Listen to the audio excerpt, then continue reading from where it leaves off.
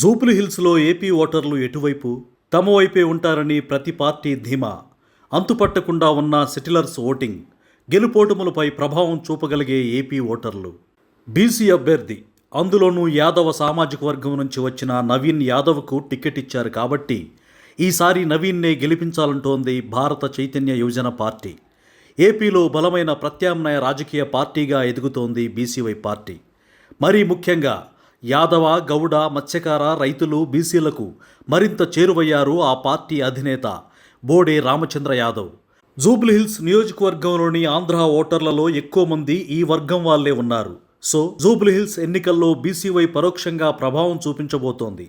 అందులోనూ జూబ్లీహిల్స్ నియోజకవర్గంలో కనీసం 25,000 నుంచి 30,000 మంది బీసీలు ఉంటారని అంచనా.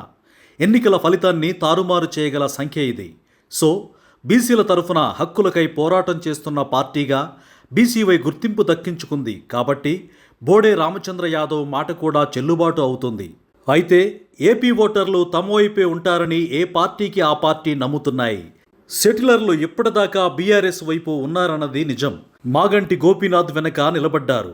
కమ్మ సామాజిక వర్గం కూడా సపోర్టు ఇస్తూ వచ్చింది. అయితే ఏపీ సీఎం చంద్రబాబుతో సీఎం రేవంత్ రెడ్డికి ఉన్న సత్సంబంధాల కారణంగా ఆ ఓటర్లు కాంగ్రెస్ వైపే టర్న్ అవుతారని ఆ పార్టీ నమ్ముతోంది.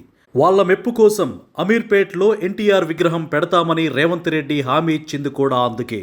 ఇక ఏపీలో కూటమిలో ఉన్నాం కాబట్టి టీడీపీ, జనసేన సానుభూతి ఓటర్లు తమకే ఓట్లు వేస్తారని నమ్ముతోంది బీజేపీ. ఏపీ సెటిలర్ల ఓట్లు కమలం గుర్తుకే పడతాయని ధీమాగా ఉంది. ఏదేమైనా పార్టీలకు అతీతంగా ప్రాంతాలు, మతాలు చూడకుండా ఒక బీసీ అభ్యర్థిని గెలిపించాల్సిన బాధ్యత అందరి మీద ఉందని పిలుపునిచ్చింది బీసీవై పార్టీ.